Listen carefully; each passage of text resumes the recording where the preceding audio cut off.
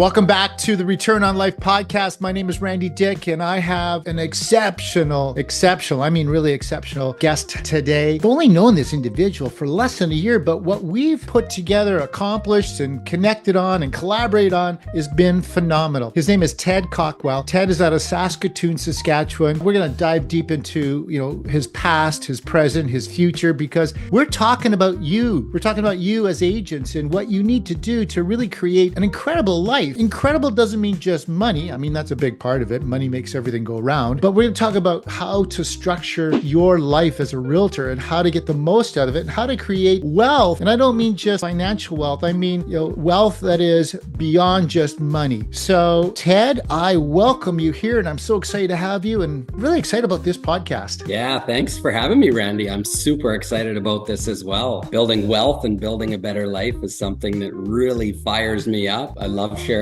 tips and tricks that I've found worked for me with others so they can have that glorious life as well. Yeah. And by the way, listeners, if you are enjoying these podcasts and you enjoy these guests or just myself shooting from the hip, please subscribe. We would love to have you on our platform. But, this podcast is called Return on Life, and yet so many of us as agents and entrepreneurs in general just can't find that special spot where they just really feel that there's a return on their life, and it's not just another Groundhog Day.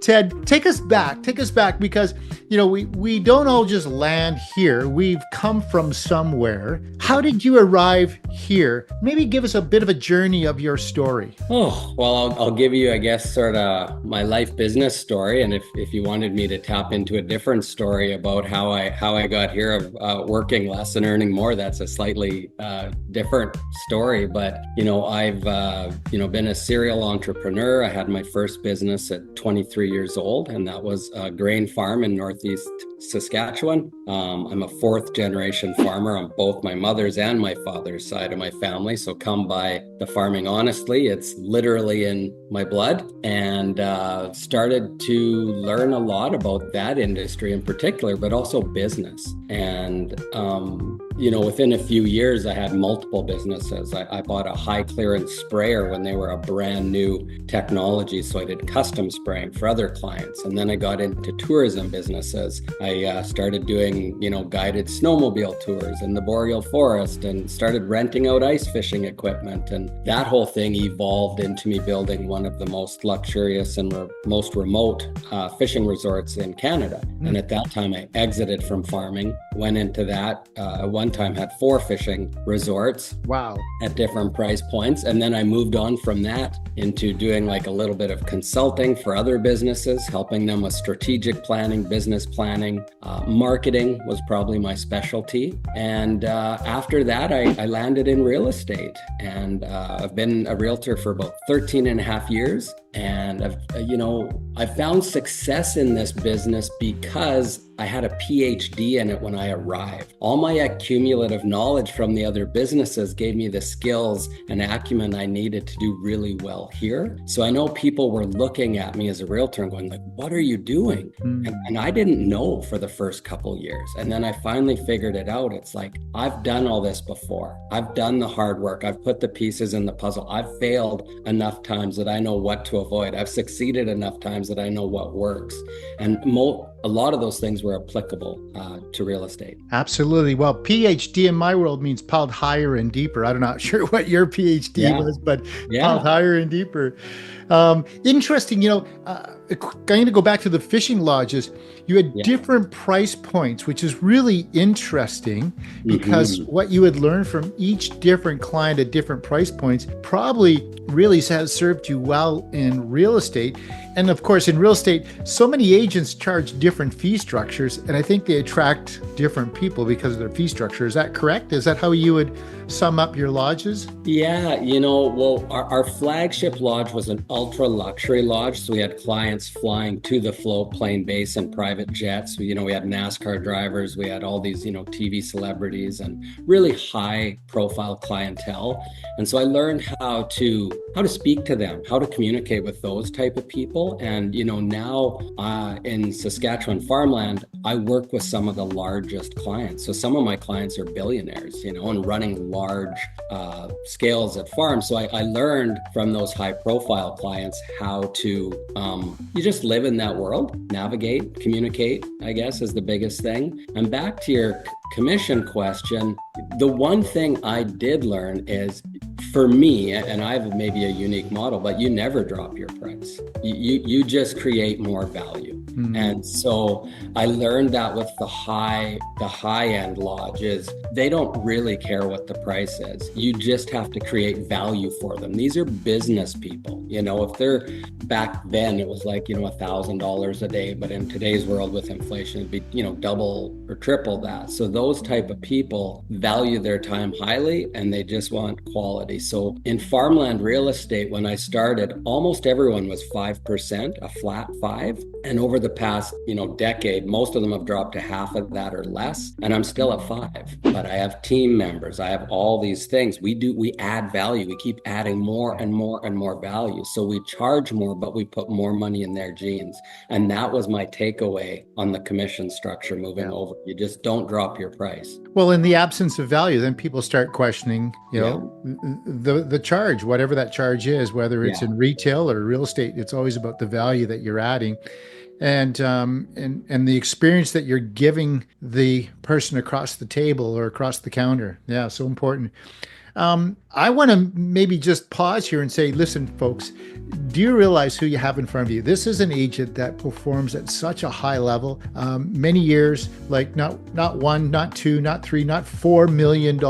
I mean, we're talking a lot of GCI and a lot of commitment to his clients and to his craft. So when we're talking about building wealth, and I've done a little bit of building wealth as well, you got to take note here. So many agents just struggle through this thing called real estate, and they're really not quite making it. In fact, so many don't make it. So listen in, lean in, and hear what Ted is sharing with you, because this is gold. This is absolute gold. Ted, if you could think of agents, so when you think of an agent who's building a business that they love at 60, or they just surviving, so are agents building something that they're going to love? And maybe I should preface this, because in the last year that we've connected, you've been to Vancouver twice to see me. You've been to Italy to drive supercars all over Tuscany. You've been to Patagonia to catch some of the most amazing fish that I've ever seen. And you just returned back from a safari in Africa where you saw the big 5 and you shared all these experiences. Like, this isn't normal for agents. So agents, listen up. Are most agents building that kind of a business, or are they just surviving? Yeah, most of them are just surviving.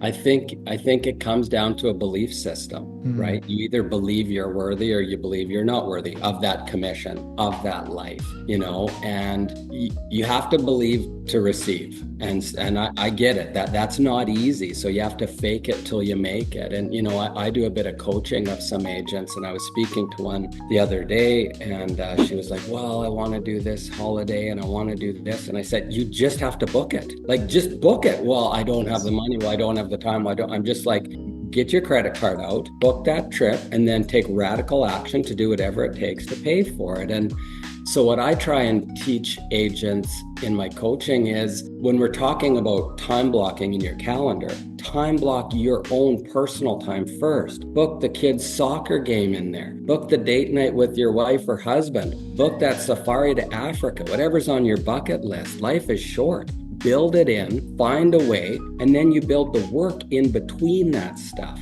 And that's how I make sure that I get to go do all of those epic adventures, because they're in the calendar first. I have trips booked in 2028. Like, I just keep stacking them in there so that they're happening. I love that. I would sit down with my team every January. Actually, we would do it in December, and we would plan our holidays before the year started, and everybody on the team had to slot their holidays in. That was for scheduling, but also the commitment to do it. And then I would say, okay, now get your credit card out, like you said, and pay for that trip so you actually go away. And there's a great quote: be rich now. If you can't be rich now, you can't be rich. It's a state of mind. So it's really a state of mind and how you believe in yourself. So book those trips, book that time off.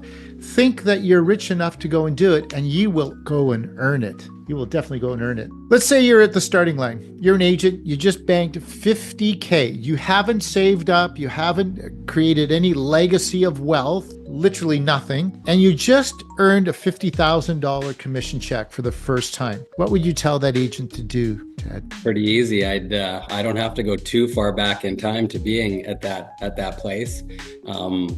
Where I had absolutely nothing. Like I had a negative net worth when I came into real estate. I had less than zero. Me too. Right?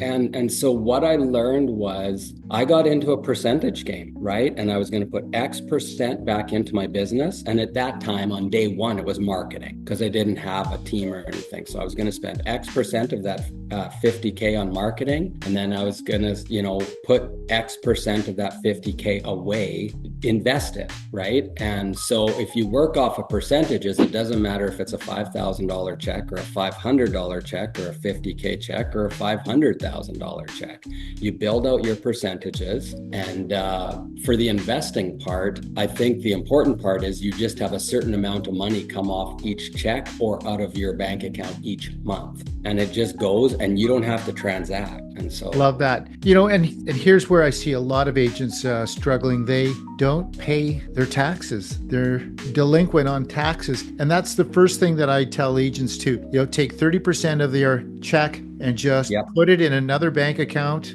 a sub account, or give it to CRA right away. It's like, just get it out of your world because it's going to screw your future. And so that's so important. I do automatic payments to CRA monthly. So I know how much I'm going to have to pay them this year based on last year. And of course, there'll be an adjustment at the end of the year. And I set it up one time for all 12 months, automatic to come out of my account, just like the investing money. And it's done. It takes 15 minutes and it's done for the year. And you don't even notice it. It comes in, it goes out, and then at the end of the year, there's no terrible surprises. It's just common sense business, just like we're prospecting or whatever it is. It's just another one of those habitual tasks that you do on a weekly, monthly basis. And I know that some of us really struggle with it, but you have to just really treat your business like a business. And if you can't do it, like some of us are just wired differently, then go and find people that can do that for you.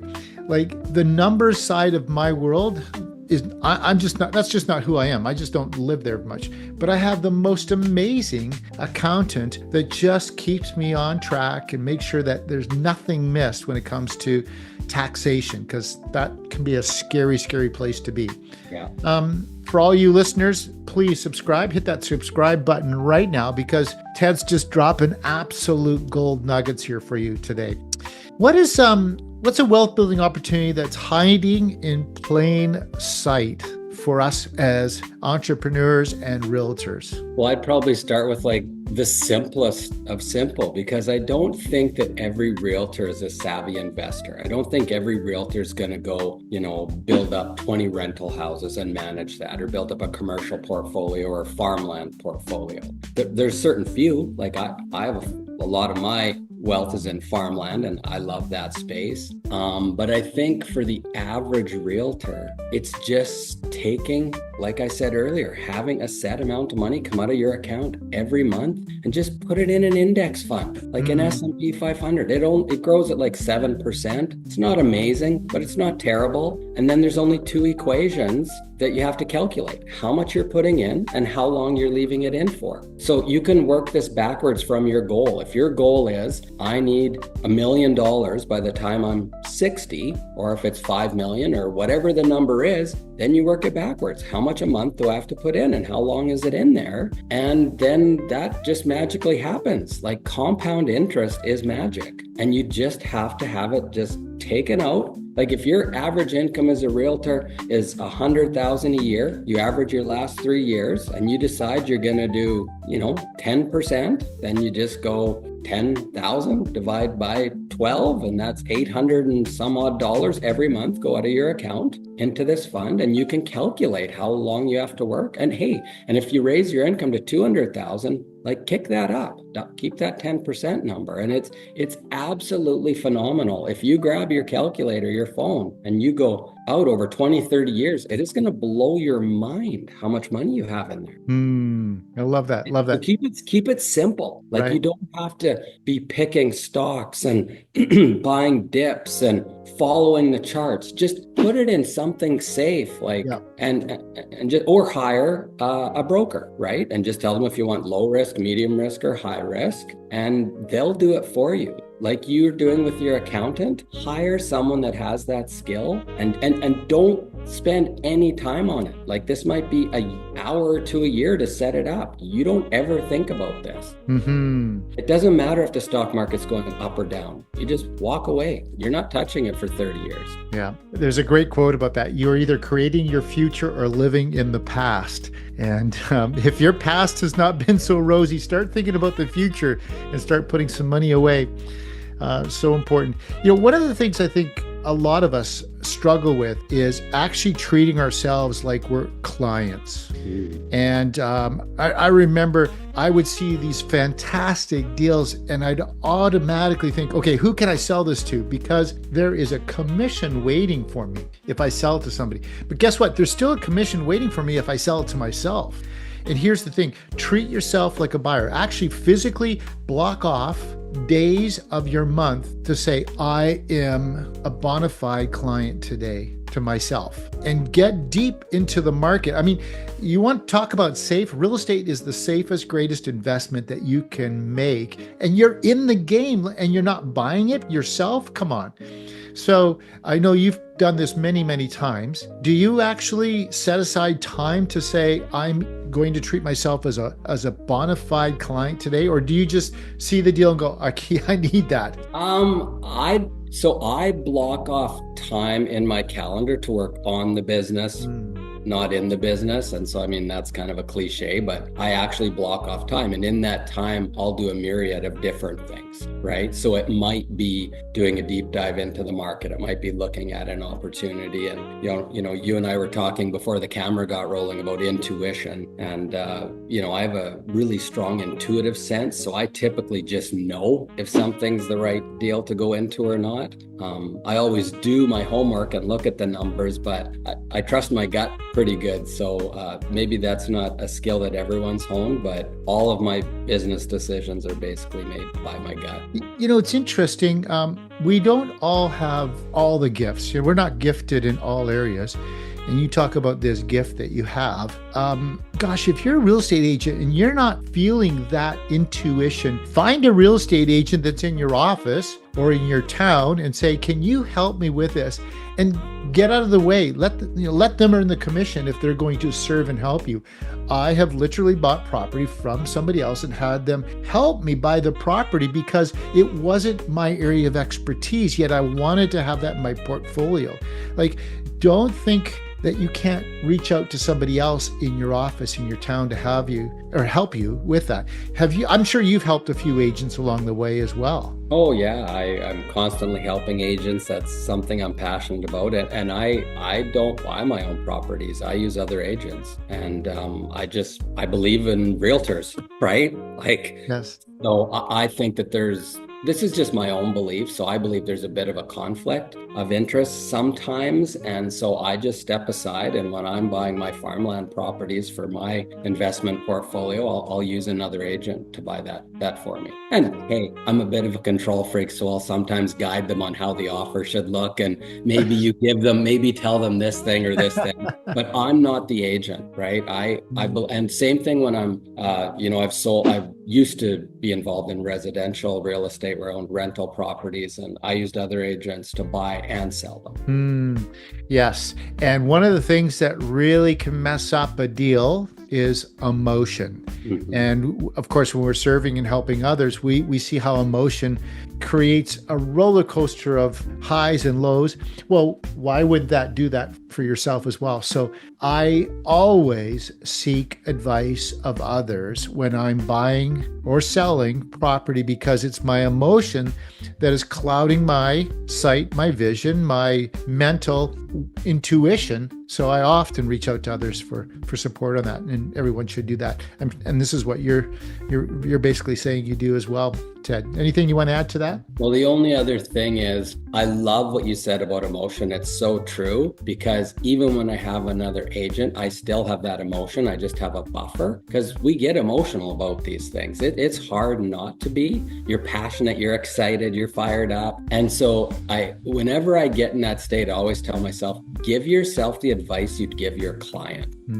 Right? So I have to sit myself down and go, well, what would you tell your client? Well, just tell them to walk away from the table right now, or just tell them to like pay the price and get it done, or whatever the advice is that I'd give to my client, I give to myself, and I try and follow that and not let my emotions run me differently than the advice I'd give. Love that. Love that. Yeah. Okay, I'm going to pipe in here again and just encourage everybody to subscribe to this incredible podcast, Return on Life podcast. My name is Randy Dyck, and I've got a great guest, Ted Cawkwell, with me today. Ted, have you read the book Die with Zero? I have not. Not? Sounds okay. Amazing though. It is pretty amazing, and it really reminded me about the conflict between freedom and responsibility. And so, one of the things, especially for somebody like yourself and myself, we want the responsibility. We want to hold that responsibility of creating something really incredible, legacy, financial legacy, family legacy, all of those pieces. And so sometimes I think we can hold on to that money a little too tight. And this author walks you through that, you have to live. You have to have this sense of freedom. And I know you live that way. Maybe share that concept of how you feel so free to be able to go and do all these incredible trips and visit here, there, and everywhere, yet still have the financial literacy and legacy to be able to do that and not worry about the future. Because very few people have the freedom and the financial wherewithal that you do. Yeah, it's a good question. I mean, it probably looks a little better from the outside than it feels from the inside sometimes, to be totally honest. Like I do feel free. I know I'm free, and that's powerful, but I'm human. So one of the things that I've been working on, and I've made massive success on it, or massive growth, is when I leave for a holiday, I do feel anxiety. Right? Because my business is my baby. It's my heart and my soul. I've put thousands and thousands of hours into this, like late nights, early mornings, all these things that I used to do. I don't do much of that anymore. So it does play with my mind a bit, but I've gotten rid of probably 60% of that in the past year or two through some work I've been doing.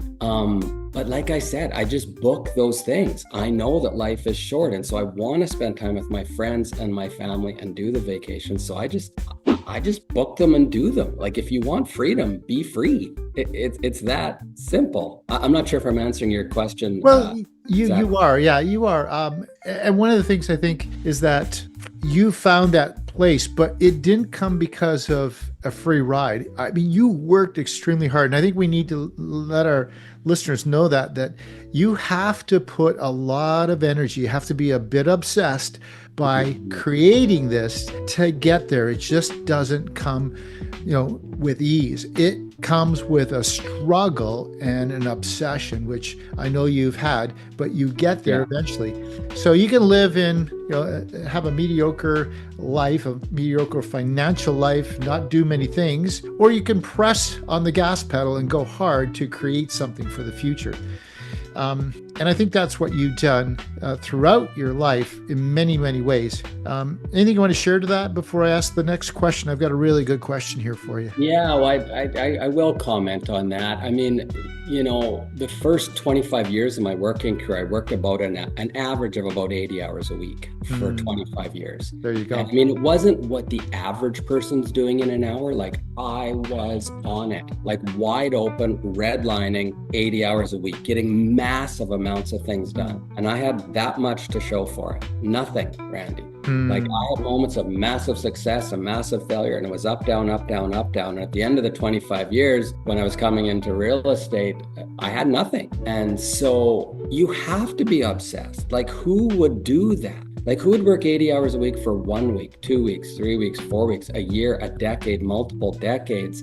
So when people look at the freedom I have now, and I just choose not to work evenings and weekends anymore, most of the year. Now, I just did have some busy weeks. I worked about 13 hours a day for the past 3 or 4 weeks, but I was away for a couple weeks in safari. So I chose to level up. So I think in today's world, so many people are used to scrolling and looking at things, and they want the quick, instant dopamine hit. They want the quick fix. There is no quick fix. What you put into life is what you get out of life. And it's a mathematical equation. Like you have to put in so much to get so much out. And you have to commit. And so you're right. I do go on these vacations. I do these amazing things. But when I'm here, I'm here. And I'm here every day early. And like, I'm here and I'm executing tasks. I'm not going for lunch with friends. I'm not doing anything else but 100% focus. So that's all I have to say.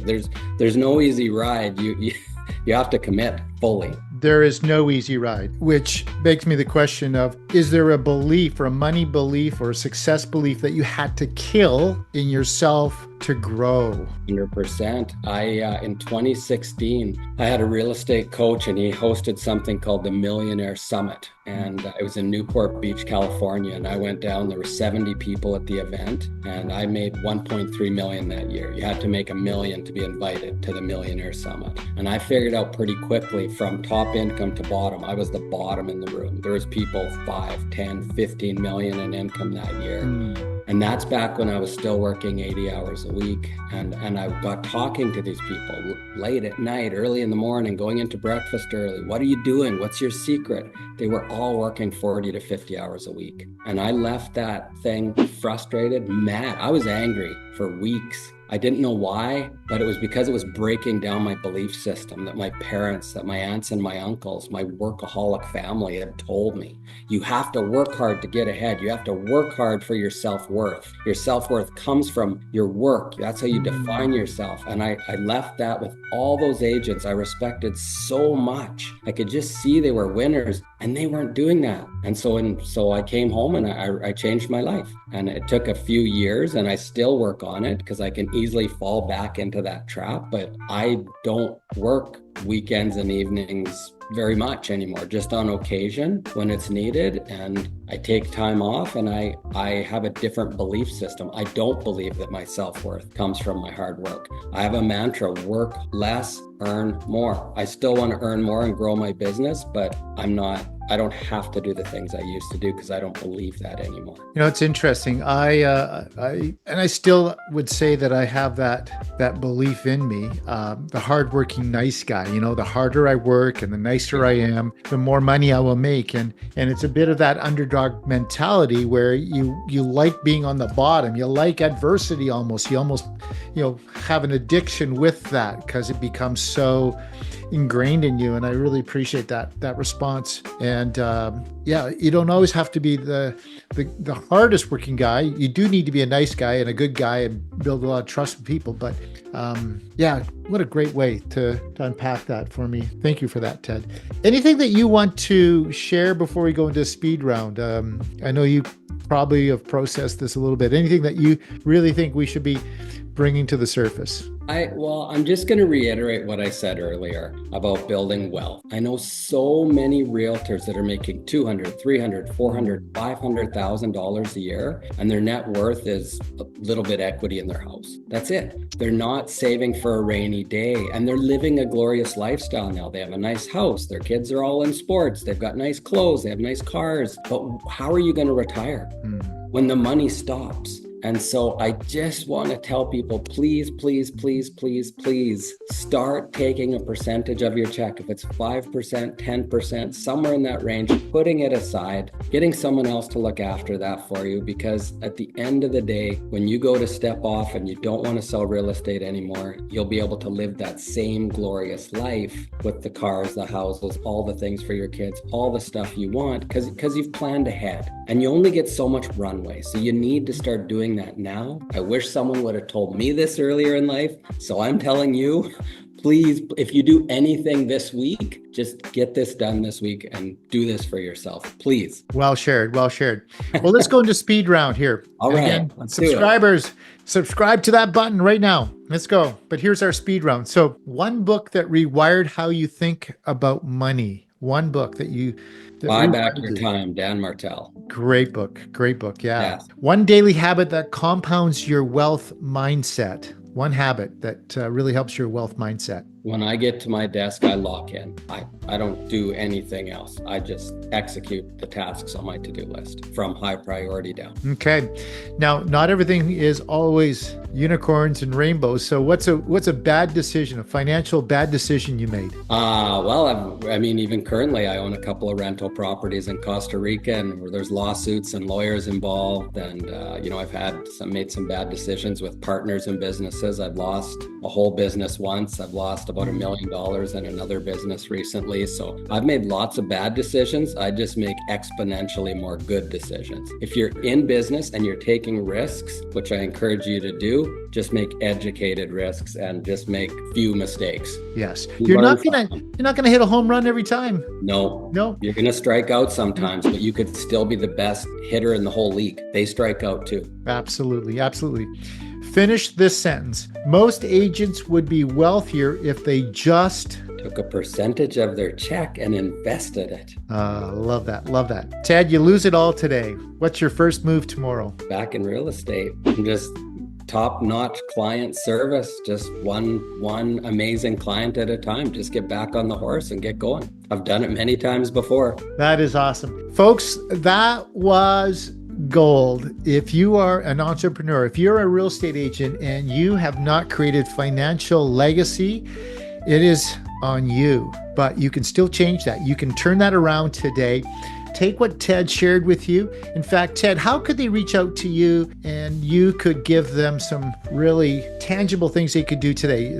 Are you available to do that? 100%. I'll even give you my email address and my phone number even, Well, go ahead and share that right now. Share contact information. 306-986-7255 is my office line. ted@cawkwellgroup.com is my email. And just call me. I'd love to help you. It's a passion of mine to help others work less and earn more. Awesome, Ted. You've been a fantastic guest. Everybody, this is Randy Dyck here on the Return on Life podcast. Appreciate you. Have a fantastic day.